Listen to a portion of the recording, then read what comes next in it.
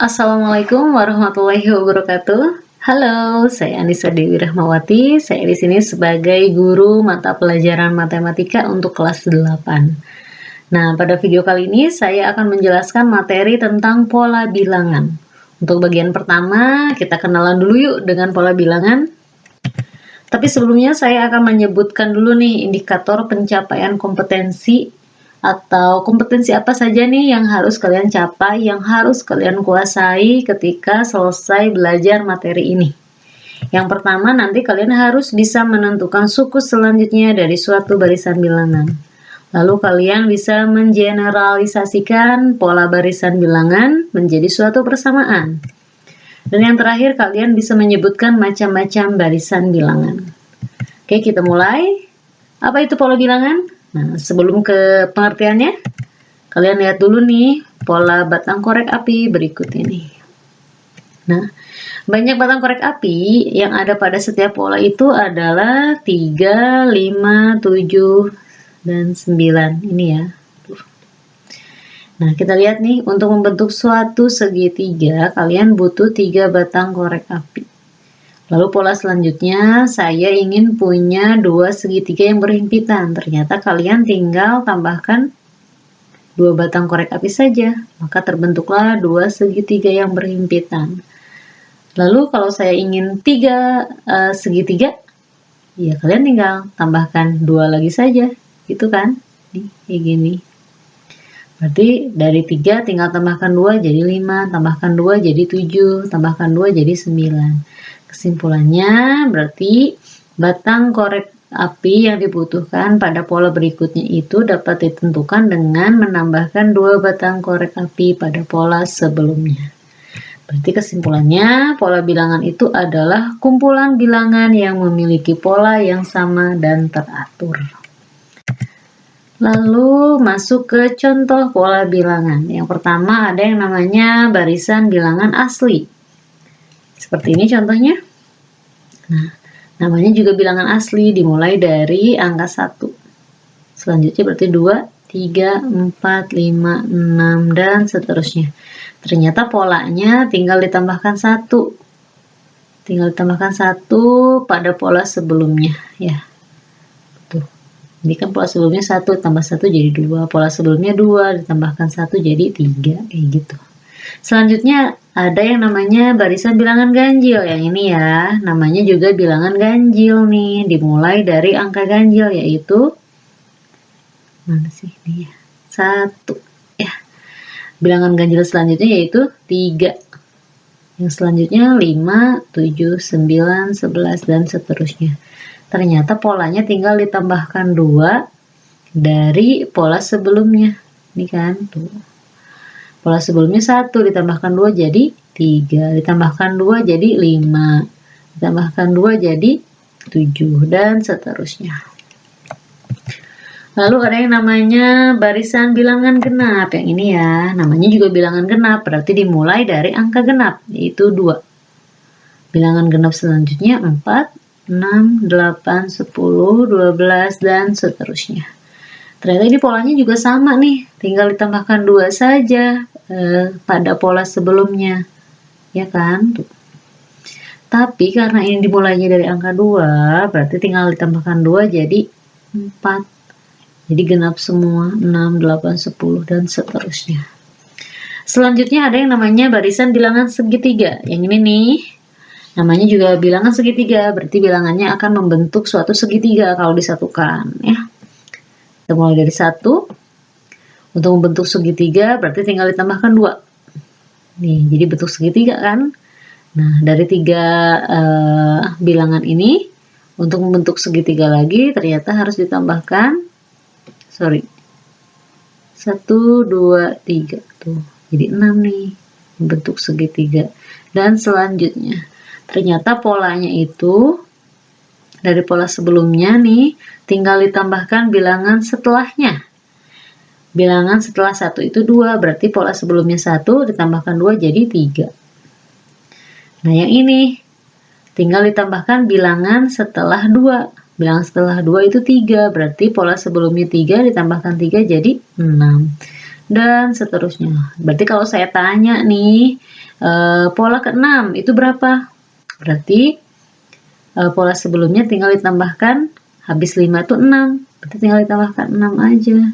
15 tambah 6, 21 gitu ya, dan seterusnya. Selanjutnya ada yang namanya barisan bilangan persegi panjang. Ini ya, berarti bilangannya akan membentuk persegi panjang. Namanya persegi panjang berarti lebar kali panjang ya, panjang kali lebar. Kayak gini nih. Ini lebarnya 1, panjangnya 2, berarti tinggal 1 kali 2. Setelah 1 itu 2, berarti lebarnya 2, panjangnya harus lebih panjang dari 2, yaitu 3. 2 kali 3. Habis 2 itu 3, dikalikan 4, berarti hasilnya 12. Habis 3 nih, pola selanjutnya adalah 4.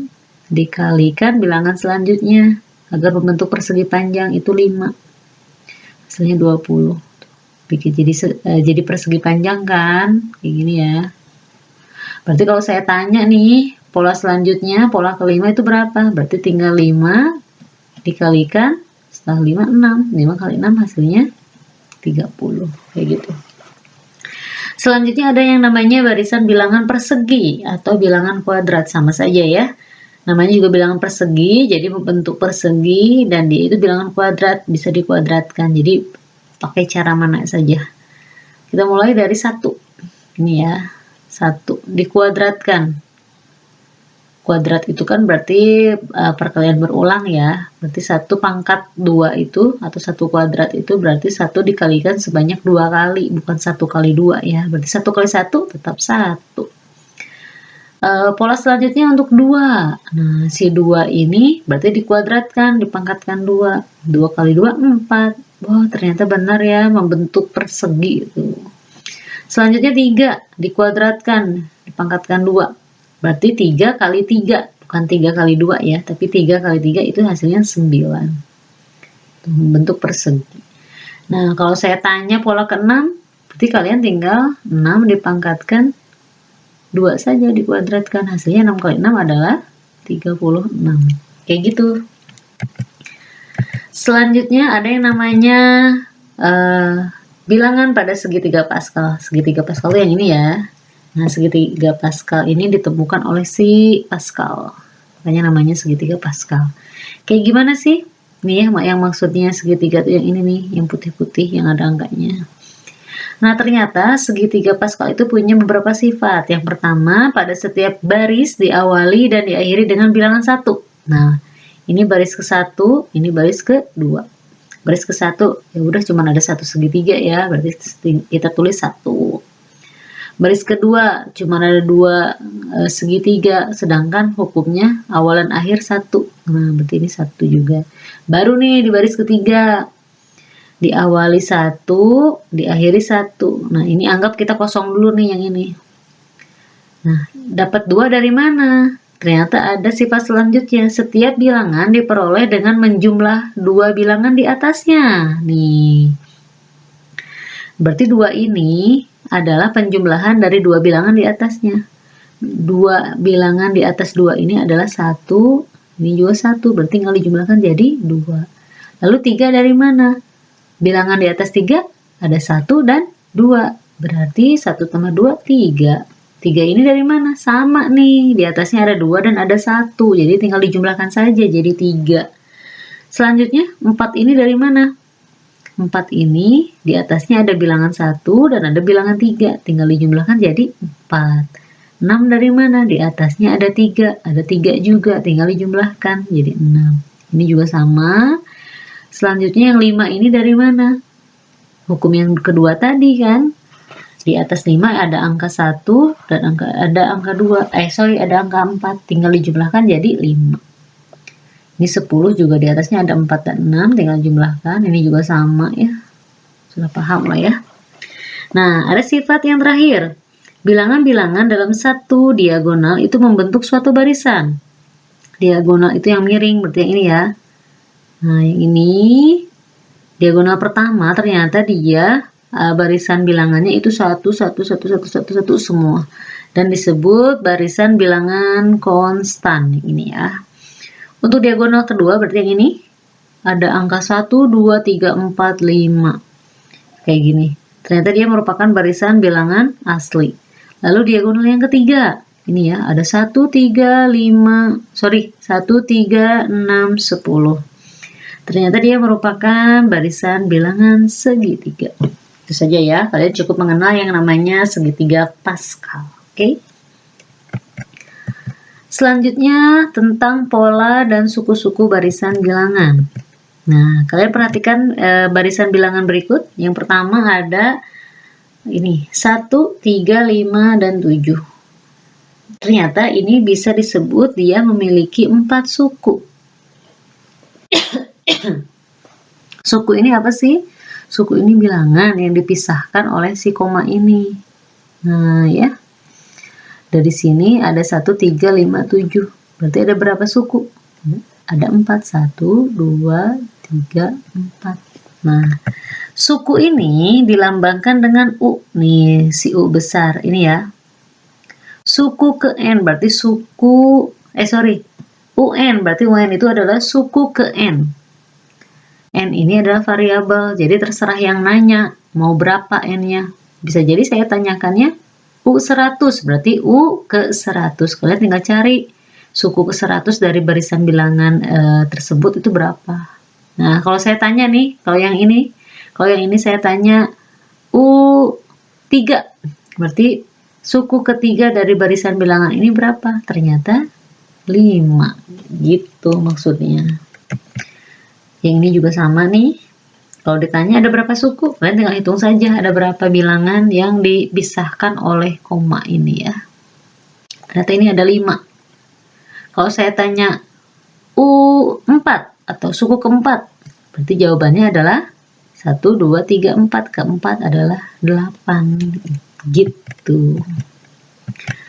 Yang terakhir, nah bedanya di sini, kalau ini tidak ada titik-titik ya setelah koma, setelah bilangan terakhir tidak ada titik-titik, berarti sukunya hanya segini saja jumlahnya.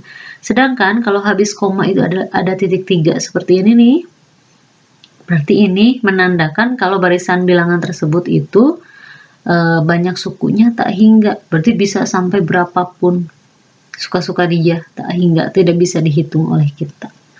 Kayak gitu maksudnya. Selanjutnya, nih, susah sih. Pola dan suku-suku barisan bilangan ini ada beberapa contoh aturan barisan bilangan. Yang pertama untuk barisan dengan aturan yang ditambah. Contohnya untuk barisan bertingkat 1. Sorry ya.